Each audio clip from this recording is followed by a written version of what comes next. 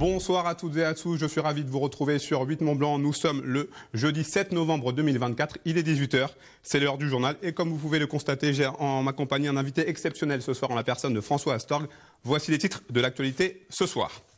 Une ambulance criblée de balles russes, c'est par ce biais volontairement fort et symbolique que deux associations qui œuvrent en faveur de l'Ukraine ont décidé de sensibiliser le public au conflit et à ses dramatiques conséquences. Et puis les routes haut-savoyardes sont encore trop meurtrières. Cette année, 35 personnes ont déjà perdu la vie dans des accidents routiers. Un triste bilan qui pousse les autorités à multiplier les opérations de prévention. Exemple à Annecy. Mais avant de développer ces titres, laissez-moi donc vous présenter notre invité de ce soir, François Astorg. Bonsoir. Bonsoir. Vous êtes le maire d'Annecy. Merci d'avoir accepté notre invitation sur ce plateau. Je sais que votre agenda est très rempli. Alors vous allez être notre invité fil rouge tout au long de ce journal. On a plusieurs sujets à évoquer avec vous, notamment au plan local, mais on parlera également de l'international. Mais avant cela, on va continuer de suivre le déroulé de ce journal. On commence donc avec ce sujet, je vous en parlais dans les titres. Depuis le 5 novembre, c'est une installation unique qui a pris place sur le pont Albert Lebrun à Annecy. Dans le cadre de la campagne Ukraine is Calling, l'association Annecy-Ukraine et le collectif Annecy Solidarité Ukraine exposent une ambulance mitraillée par l'armée russe à Kharkiv. Objectif de cette initiative symbolique, sensibiliser le public aux atrocités de la guerre et collecter des fonds pour financer de nouvelles ambulances. Collet Lemeur s'est rendu sur place. Reportage.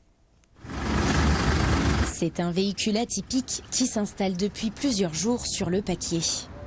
Venue tout droit de Kharkiv, en Ukraine, cette ambulance mitraillée par l'armée russe en 2022 suit un véritable périple à travers l'Europe dans le cadre de la campagne Ukraine is Calling. En France, elle fait étape au total dans 46 villes, dont Annecy jusqu'au 11 novembre.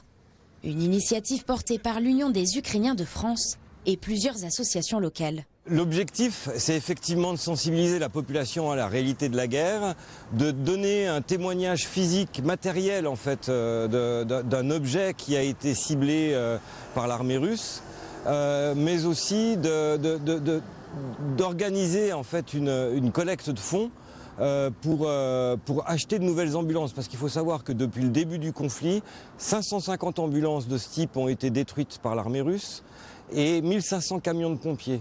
Donc tout ça, c'est du matériel qui manque à l'Ukraine pour aller sauver d'autres personnes qui sont victimes soit d'accidents, soit de malaise même à la maison, parce que ce n'est pas simplement des secours aux militaires, mais c'est des secours aux populations et aux militaires aussi. Avec ses 200 impacts sur sa carrosserie, l'ambulance ne passe d'ailleurs pas inaperçue ce jour-là. Dès les premières minutes, l'objectif est atteint.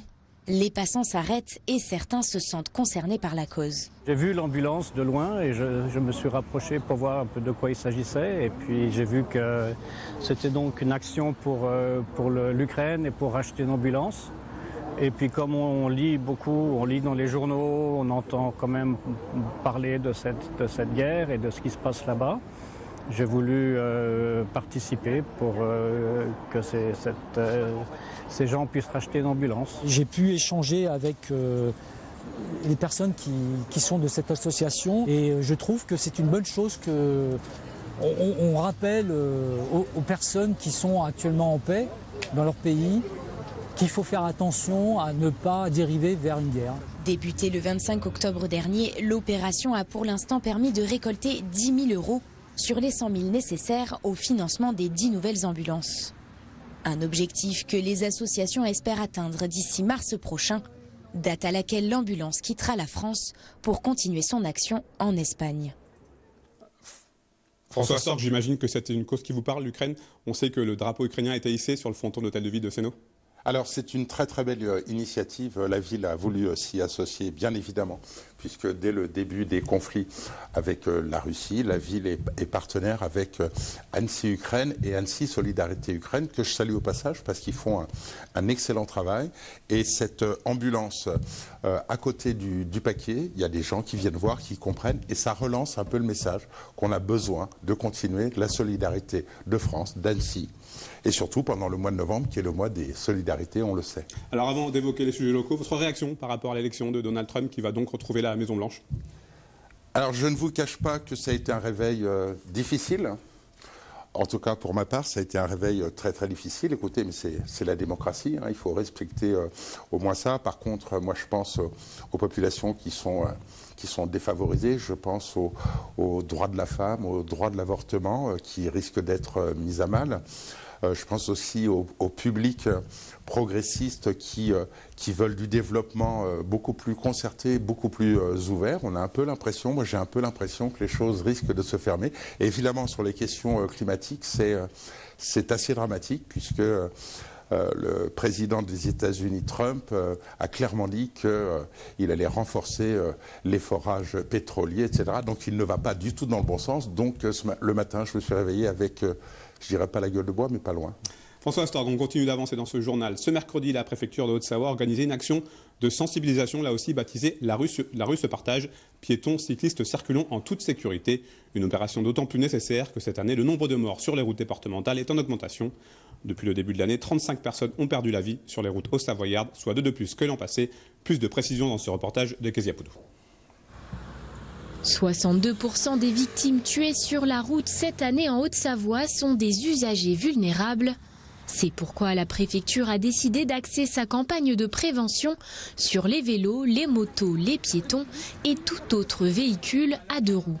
On a autant des personnes qui vont être un peu sportives, être rapides dans leur usage de la voie cycliste, et des familles, des touristes qui prennent leur temps. Et donc il faut bien évidemment que tous ces usagers cohabitent.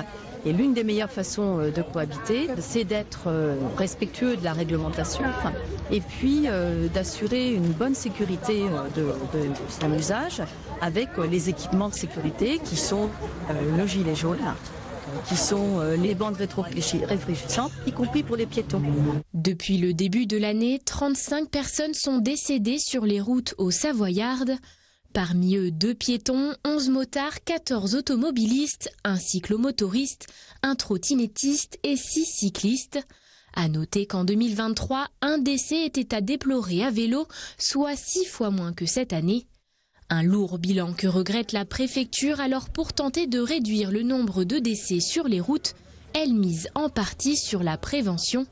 Ce mercredi, différents stands étaient présents sur le Paquier, dont celui de la police nationale. On montre aux gens que la consommation dans un bar ou chez eux n'est pas forcément la même parce qu'on ne se sert pas les mêmes doses et on leur explique le temps qu'il faut pour faire redescendre le taux d'alcool et le nombre de verres qu'ils peuvent consommer sans prendre de risques après sur la conduite. Si je bois 2 verres, déjà je suis au-dessus. Je suis à 0,34 et là du coup il faudra 2 heures un quart pour éliminer ces 2 verres d'alcool. Parmi les causes principales de mortalité, l'alcool figure en seconde position et représente 18% d'entre elles.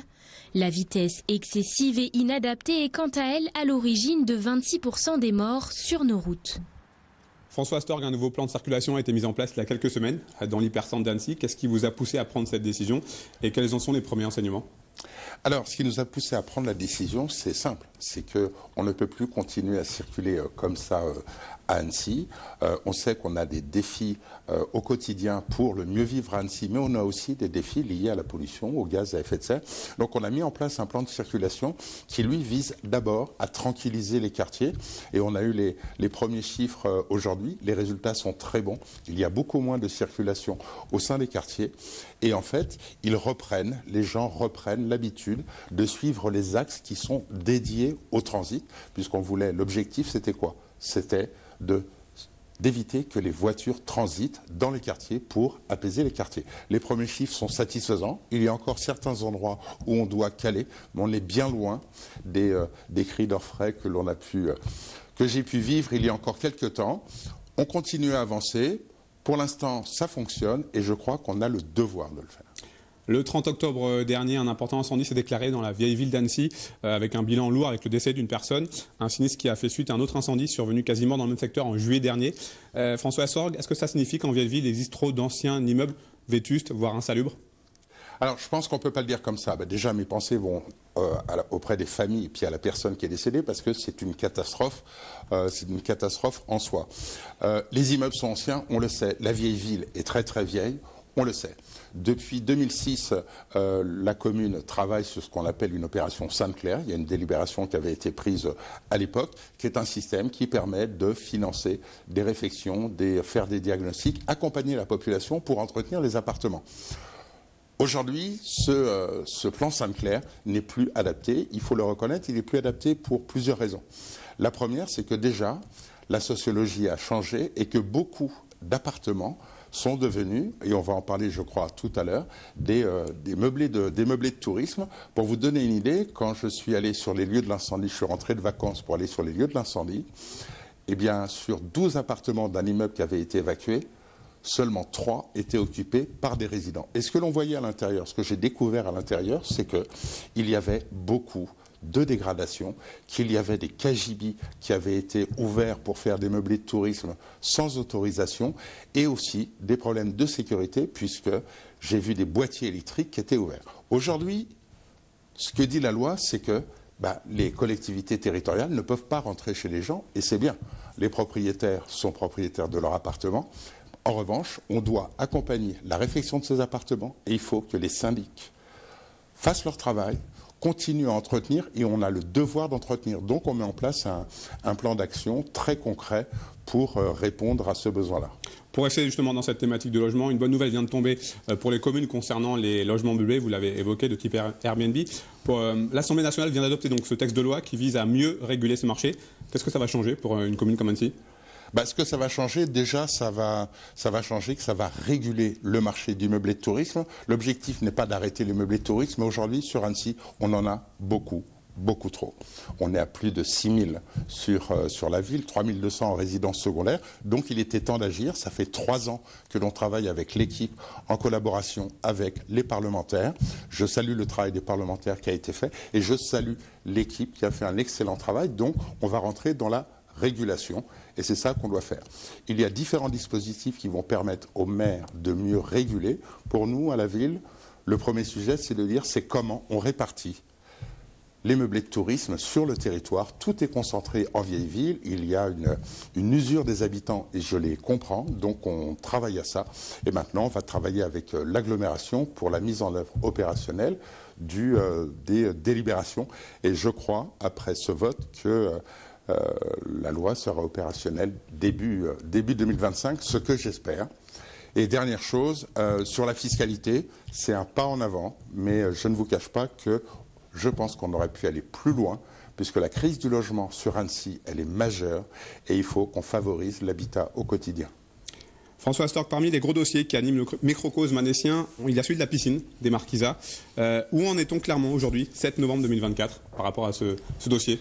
Alors, où on en est clairement, c'est que déjà on a mis en place une nouvelle méthode de travail. Déjà, on a créé un comité de suivi avec les usagers des piscines. Alors ça peut être différents clubs, différentes associations, pour mieux qualifier le besoin que la piscine précédente ou qui ne répondait pas aux besoins réels des Annéciens. Donc on travaille avec un comité de suivi, on prend des experts extérieurs et on travaille sur le sujet pour... Le comité de suivi se réunit régulièrement. On travaille à l'élaboration du projet. Ce que je peux vous dire pour l'instant, c'est qu'il s'agit d'un bassin nordique de 50 mètres. Donc ça avance très très bien. Et j'espère qu'on y arrivera pour fin 27, début 28. Même question pour le Hara. Là, on est plus avancé. Alors, le Hara, ça avance très très bien. Les délais sont tenus. Tout le système de géothermie a été fixé. On est en train de refaire les bâtiments. La halle gourmande est quasiment finie en termes de structure et de travaux. Donc il va falloir maintenant la remplir avec des personnes qui vont venir vendre des produits locaux. Donc le projet avance très très bien. C'est une très grande fierté et on va avoir un parc magnifique dès cet automne. On devrait avoir des arbres qui vont arriver et j'en suis très fier. C'est un très très beau projet. Qu'en est-il de l'hôtel de ville ? Alors l'hôtel de ville, bonne nouvelle. Alors il y a pu avoir des inquiétudes, est-ce que ça allait repartir ou pas? Tout le monde se rappelle du 14 novembre 2019 où il y a eu cet incendie. C'était un petit peu notre Notre-Dame à nous. Ce que je peux vous dire, c'est que début d'année, on retire le parapluie. On y a encore travaillé ce matin sur les plans d'accès pour que les travaux commencent. Donc voilà, le projet de l'hôtel de ville est reparti. Je tiens à préciser que c'est vraiment important de la manière dont on a conçu cet hôtel de ville, c'est-à-dire qu'on respecte à la fois l'histoire, puisqu'on garde les façades, mais ce que l'on a voulu, c'est qu'une mairie, c'est aussi un lieu de vie. Donc vous pourrez passer devant les palissades, il y aura des photos qui vont être présentées et qui montrent que une mairie, ce n'est pas que de l'administration, c'est aussi un lieu de vie, on le fait dans ce sens-là. François Oster, on termine cet entretien avec le futur. Quels sont les projets que vous et votre équipe vous souhaitez lancer d'ici à mars 2026, date des prochaines élections municipales?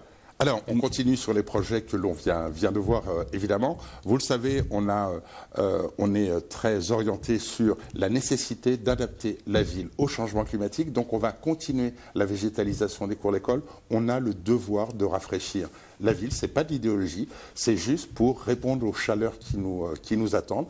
Donc, beaucoup de projets de ce type-là. On va travailler sur les questions de tranquillité et de sécurité. Vous savez, on a ouvert une brigade moto qu'on va continuer à renforcer. Évidemment, vous savez, on a une crise sociale très importante suite à ces dernières années. Et donc, on va s'attacher à accompagner les populations qui sont en situation de précarité et il y en a besoin. Les élections 2026, c'est dans un coin de la tête? Vous y pensez? 2026, en 2026. Nous, aujourd'hui, on travaille. Merci infiniment, Monsieur le maire, d'avoir trouvé du temps dans votre agenda que l'on sait très chargé. Merci beaucoup. Merci. C'est la fin de cette édition. Merci à vous pour votre fidélité à l'information sur 8 Mont Blanc. Merci à toute l'équipe pour son aide. Place désormais aux nouvelles du temps avec le bulletin météo préparé et présenté par Thierry Paulme. Retour de l'information sur 8 Mont Blanc ce vendredi, même endroit, même heure, pour un nouveau journal sur 8 Mont Blanc. Passez une très belle soirée.